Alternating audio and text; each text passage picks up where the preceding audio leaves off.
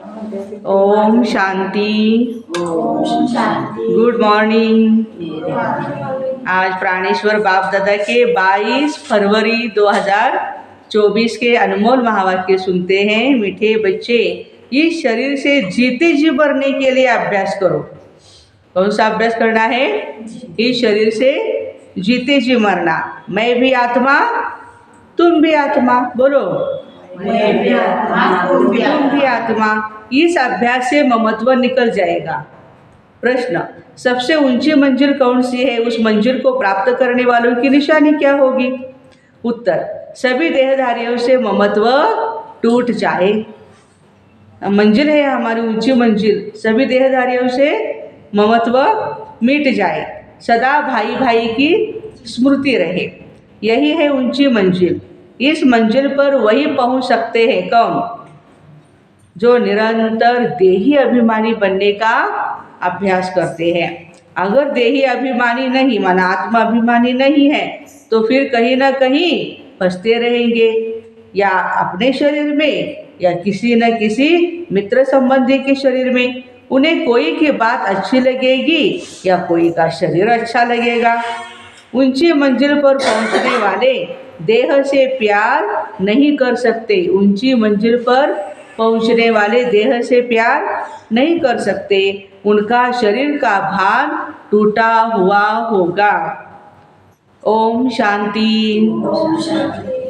रूहानी बाप रूहानी बच्चों को कहते हैं, देखो मैं तुम सभी बच्चों को आप समान बनाने आया हूँ। अब बाबा आप समान बनाने कैसे आएंगे? वे है ही निराकार। कहते हैं मैं निराकार हूँ, तुम बच्चों को आप समान अर्थात निराकारी बनाने आया हूँ। जीते जी मरना सिखलाने आया हूँ। देखो, आर्ट ऑफ लिविंग लोग सिखाते हैं, और यहाँ बाबा आर्ट ऑफ डाइंग। हाँ, बाबा अपने को भी आत्मा समझते हैं। इस शरीर का भान नहीं है, शरीर में रहते हुए भी शरीर का भान नहीं है। यह शरीर उनका तो है नहीं। हाँ, ब्रह्मा बाबा का शरीर है, शिव बाबा का तो अपना शरीर नहीं है। तो तुम बच्चे भी शरीर का भान निकाल दो। तुम आत्माओं को ही मेरे साथ चलना है, शरीर को नहीं। यह शरीर जैसे मैंने लोन लिया हुआ है, वैसे आत्माएं भी लोन लेती है पार्ट बजाने के लिए। तुम जन्म जन्मांतर शरीर लेते आए हो, नया कुछ नहीं किया है। जन्म जन्मांतर शरीर लेते ही आए हैं। अब जैसे मैं जीते जी इस शरीर में हूँ, परंतु न्यारा अर्थात मरा हुआ। हाँ, मरना शरीर छोड़ने को कहा जाता है। ठीक है, तुमको भी जीते जी शरीर से मरना है। मैं भी आत्मा, तुम भी आत्मा। आज पाठ पक्का कौन सा करना है? मैं भी आत्मा, तुम भी आत्मा। ये तो रोज का ये हमारा पाठ पक्का है ना। बाबा कहते बच्चे तुमको ही मेरे साथ चलना है, या यहाँ ही बैठना है? बोलो, बैठना है क्या? यहाँ घर चलना है ना बाबा के साथ? तुम्हारा इस शरीर में जन्म जन्मांतर का मोह है या नहीं है? हाँ जी, हाँ। जैसे मैं अशरीरी हूँ, तुम भी जीते जी अपने को अशरीरी समझो। हमको तो अब बाबा के साथ जाना है। बोलो, हमको तो बाबा के साथ जाना है। जैसे बाबा का यह पुराना शरीर है, तुम आत्माओं का भी यह पुराना शरीर है। पुरानी जुत्ती को छोड़ना है। जैसे मेरा इसमें ममत्व नहीं, शिव बाबा कहते ब्रह्मा के तर में मेरा ममत्व नहीं है, तुम भी इस पुरानी जुत्ती से ममत्व निकाल दो। तुमको ममत्व रखने की बहुत आदत पड़ी हुई है। हमको आदत नहीं है, शिव बाबा को मोह शरीर में है ही नहीं, शरीर उनको तो आदत नहीं है। वो मैं जीते जी मरा हुआ हूँ, तुमको भी जीते जी मरना है।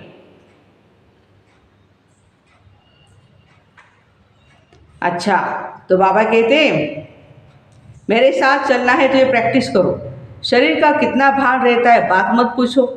शरीर रोगी हो जाता है तो भी आत्मा उसको छोड़ती नहीं। इससे ममत्व निकालना पड़े। हमको तो बाबा के साथ जरूर जाना है, अपने को शरीर से न्यारा समझना है। इसको ही जीते जी मरना कहा जाता है। वैसे तो ऐसे नहीं मरते हम, शरीर का भान छोड़ना।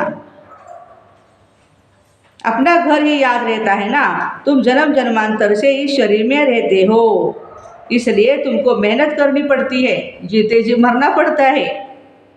मैं तो इसमें टेम्पररी आता हूँ ब्रह्मा बाबा के तन में।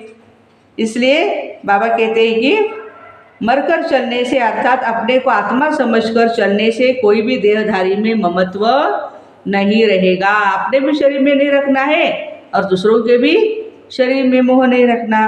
अक्सर करके किसी न किसी का किसी में मोह हो ही जाता है, ये प्रैक्टिकल है ना। बस उनको देखने बिगर रह नहीं सकते। ये देहधारी की याद एकदम उड़ा देनी चाहिए, क्योंकि बहुत बड़ी यहाँ मंजिल है। देखो, खाते पीते जैसे कि इस शरीर में हूँ ही नहीं, ऐसा अभ्यास करना है। देखो, ये अवस्था पक्की करनी है, तब 8 रत्नों की माला में आ जाएंगे। खाते पीते इस शरीर में जैसे है नहीं, ये प्रैक्टिस करनी है, तब 8 रत्नों की माला में आएंगे। मेहनत बिगर थोड़ी ऊंच पद मिलेगा। जीते जी देखते हुए समझे मैं वहाँ का रहने वाला हूँ। कहाँ का? परम धाम का।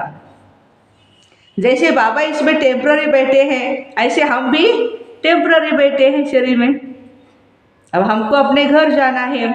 जैसे बाबा का ममत्व नहीं है, वैसे हमको भी इसमें ममत्व नहीं रखना है। बाबा को तो इस शरीर में बैठना पड़ता है तो बच्चों को समझाने के लिए। तुमको अब वापस चलना है, इसलिए कोई भी देहधारी में ममत्व न रहे। ये फलानी बहुत अच्छी है, मीठी है, प्यारी है, आत्मा की बुद्धि उसी में चली जाती है। बाबा कहते शरीर को नहीं, आत्मा को देखना है। शरीर को देखने से तुम फंस मरेंगे। बड़ी मंजिल है, तुम्हारा भी जन्म जन्मांतर का पुराना ममत्व है, बाबा का ममत्व नहीं है। तब तो तुम बच्चों को सिखलाने आया हूँ। बाबा खुद कहते हैं मैं तो इस शरीर में नहीं फंसता हूँ, तुम फंसे हुए हो। मैं तुमको छुड़ाने आया हूँ। तुम्हारे 84 जन्म पूरे हुए, अब शरीर का भार निकालो। गाड़ी बैठी है, गाड़ी में बैठे हैं, गाड़ी को चला रहे हैं, गाड़ी को खिला रहे हैं। गाड़ी देखते रहेंगे तो शरीर का भार खत्म होता जाएगा। तो बाबा कहते हैं देही अभिमानी होकर रहने से तुम कहीं भी नहीं फंसेंगे।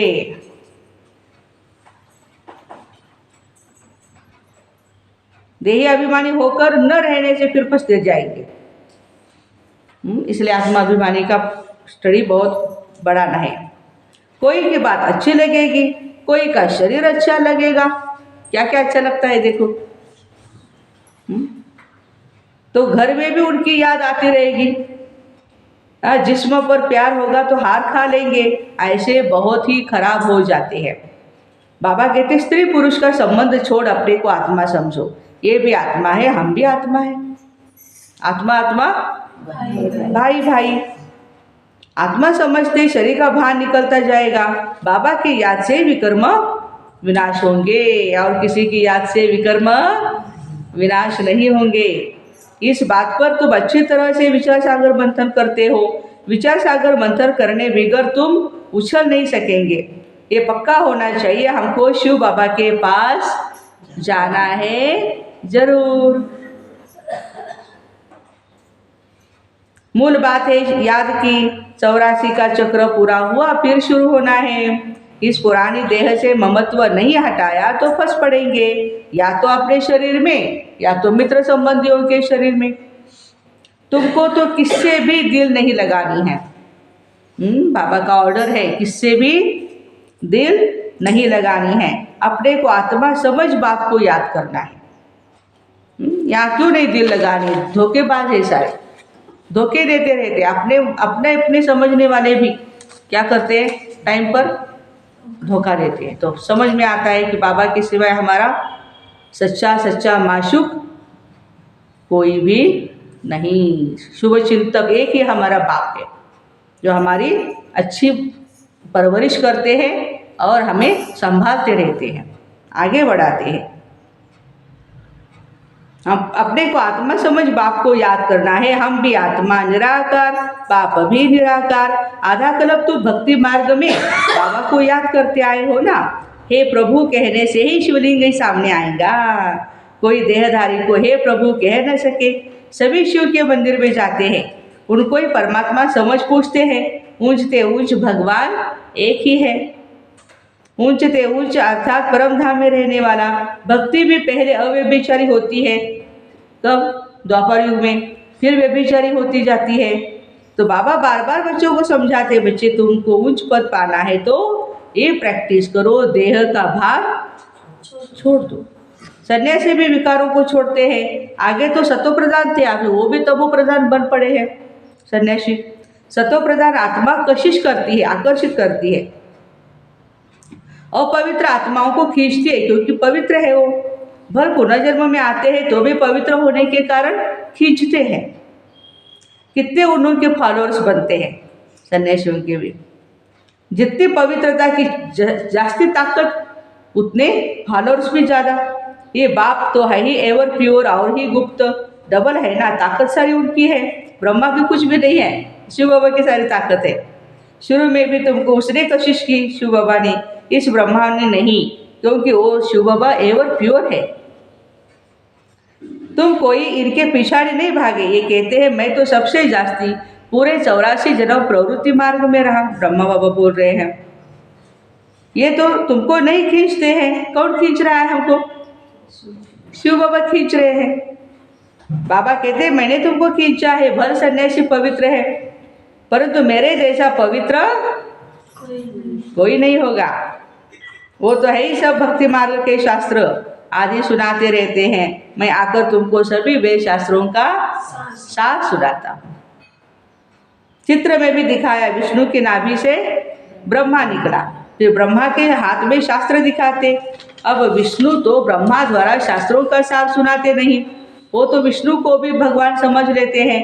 बाबा समझाते हैं मैं इन ब्रह्मा द्वारा तुमको सुनाता, मैं विष्णु द्वारा थोड़े समझाता हूँ।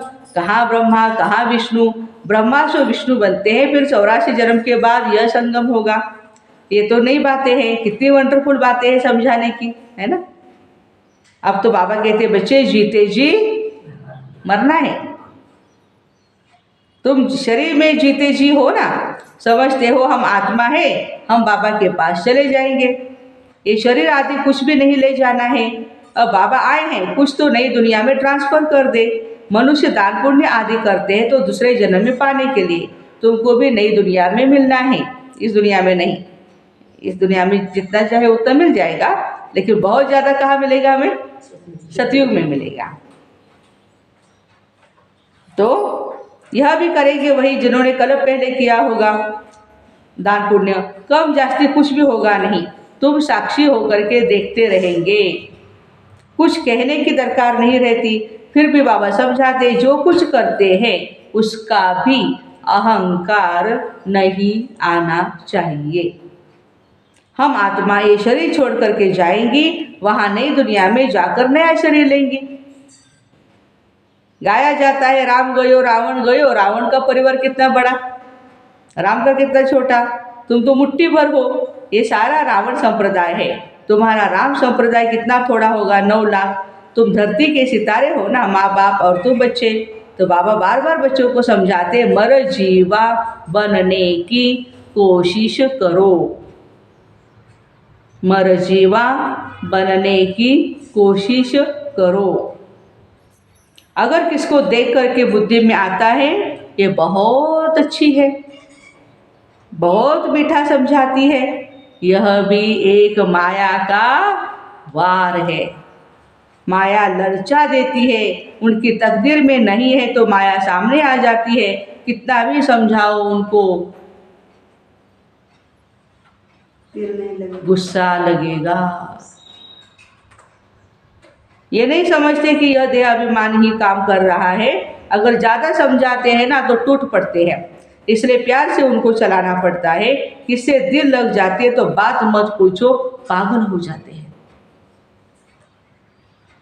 माया एकदम बेसमझ बना देती है, इसलिए बाबा कहते कभी भी कोई के भी नाम रूप में नहीं हंसना है। देहधारी के ऊपर प्यार माना गधे के ऊपर प्यार। गधा कब लात मारेगा, फेंक देगा, पता नहीं चलेगा। मैं आत्मा एक बाप जो विदेही है उनसे ही प्यार रखना है। ये मेहनत करनी है। कोई भी देह में ममत्व न हो। ऐसे नहीं घर में बैठे भी वो ज्ञान देने वाली याद आती रहे। हाँ, बड़ी मीठी है, बहुत अच्छा समझाती है। कभी भी शरीर पर आशिक नहीं होना है। शरीर थोड़े ही मीठा है। शरीर थोड़े ही मीठा है, क्या है अंदर? हाँ, खून है, मांसपेशियां हैं, हड्डियां हैं, क्या है उसमें? बात करने वाली तो आत्मा है ना। अरे मीठा तो ज्ञान है, मीठी आत्मा है, शरीर थोड़े मीठा है। तो बाबा कहते हैं कभी भी शरीर पर आशिक नहीं होना है। आजकल तो भक्ति मार्ग बहुत है। आनंदमयी माँ को माँ माँ माँ करते याद करते रहते हैं। अच्छा, बाप कहाँ है? वर्षा तो बाप से मिलना है या माँ से? बाप से मिलना है। माँ को भी पैसा कहाँ से मिलेगा? सिर्फ माँ माँ कहने से जरा भी पाप नहीं कटेंगे। बाबा कहते माँ में कम याद करो, नाम रूप में नहीं फंसना है और ही पाप हो जाएगा, क्योंकि बाप का नाफरमान बरदार बनते हो। बहुत बच्चे भूले हुए हैं। बाप समझाते मैं तुम बच्चों को लेने आया हूँ तो जरूर साथ ले जाऊंगा, छोड़ूंगा नहीं। इसलिए मेरे को याद करो। एक मुझे याद करने से ही तुम्हारे सारे पाप कटेंगे। भक्ति मार्ग में बहुतों को याद करते आए, परंतु बाप बिगर कोई काम कैसे होगा? बाप थोड़े कहते माँ को याद करो। बाप तो कहते मुझे याद करो, पति पावन मैं हूँ, बाबा के डायरेक्शन पर चलो। तुम भी बाबा के डायरेक्शन पर औरों को समझाते रहो। तुम थोड़े ही पति पावन ठहरे। याद तो एक शिव बाबा को ही करना है। हमारा तो एक बाप, दूसरा न कोई। बोलो प्यार से, हमारा तो एक बाप, दूसरा न कोई। बाबा हम आप पर ही वारी जाएंगे। बोलो, हम आप पर ही वारी जाएंगे। वारी जाना तो शिव बाबा पर है और सबकी याद छूट जानी चाहिए। भक्ति मार्ग में तो बहुतों को याद करते आए। यहाँ तो एक ही शिव बाबा है, दूसरा न कोई। फिर भी कोई अपनी चलाते हैं, मन मत पर चलते हैं तो अपनी चलाते, शिव बाबा की मत पर नहीं चलते तो उनकी क्या गति सदगति हो जाएगी भाई? मूंछ पड़ते हैं, बिंदी को कैसे याद करें? अरे तुम आत्मा तो बिंदी हो, मैं तो बाप बिंदी हूँ। क्या अड़चन क्या है आपको मुझे याद करने में? क्या प्रॉब्लम है? वो भी बिंदी रूप है तो तुम्हारा बाप भी बिंदी है, बाप से वर्षा मिलता है। माँ तो फिर भी देहधारी हो जाती है। तुमको विदेही से ही वर्षा मिलना है। कौन सी बात याद रखनी है? हमें विदेही से ही वर्षा मिलना है। माँ तो फिर भी देहधारी है, इसलिए सब बातें छोड़ एक से ही बुद्धियोग लगाना है। बाबा बाबा और मेरा बाबा बस। अच्छा, मीठे मीठे सिकिरदे बच्चों प्रति माता पिता बाप दादा का याद प्यार और गुड मॉर्निंग। रूहानी बाप की रूहानी बच्चों को नमस्ते। हम रूहानी बच्चों की रूहानी माता पिता बाप दादा को याद प्यार, गुड मॉर्निंग और नमस्ते। वाह बाबा वाह, शुक्रिया बाबा शुक्रिया। धारणा के लिए मुख्य सार, पहली पॉइंट, शरीर का भान खत्म करने के लिए चलते फिरते अभ्यास करना है। जैसे कि इस शरीर से हम मरे हुए हैं, न्यारे हैं, शरीर में है नहीं। बिगर शरीर आत्मा को देखो। कभी भी किसी के शरीर पर तुम्हें आशिक नहीं होना है। एक विदेही बाप से प्यार रखना है, एक से ही बुद्धियोग लगाना है। वरदान, सेवा और स्व पुरुषार्थ के बैलेंस द्वारा ब्लेसिंग प्राप्त करने वाले कर्मयोगी भव। कर्मयोगी अर्थात कर्म के समय भी योग का बैलेंस। सेवा अर्थात कर्म और स्व का पुरुषार्थ अर्थात योग युक्त। सेवा अर्थात कर्म और स्व का पुरुषार्थ अर्थात योग युक्त। इन दोनों का बैलेंस रखने के लिए एक ही शब्द याद रखो, मेरा बाबा करावनहार है, मैं आत्मा करणहार हूँ। यह एक शब्द बैलेंस बहुत सहज बनाएगा और सर्व की ब्लेसिंग भी मिलेगी। जब करणहार के बजाय अपने को करावनहार समझते हो तो बैलेंस नहीं रहता और माया अपना चांस लेती है। स्लोगन, नज़र से निहाल करने की सेवा करनी है तो बाप दादा को अपनी नज़रों में समा लो। नज़र से निहाल करने की सेवा करनी है तो बाप दादा को अपनी नज़रों में समा लो। तो ऐसे सेवा और स्व पुरुषार्थ के बैलेंस द्वारा ब्लेसिंग प्राप्त करने वाले कर्मयोगी भाई बहनों को ओम शांति। आज सतगुरुवार है, हम सभी प्यारे मीठे बाप दादा को भोग स्वीकार कराएंगे। Have a nice day. Om Shanti.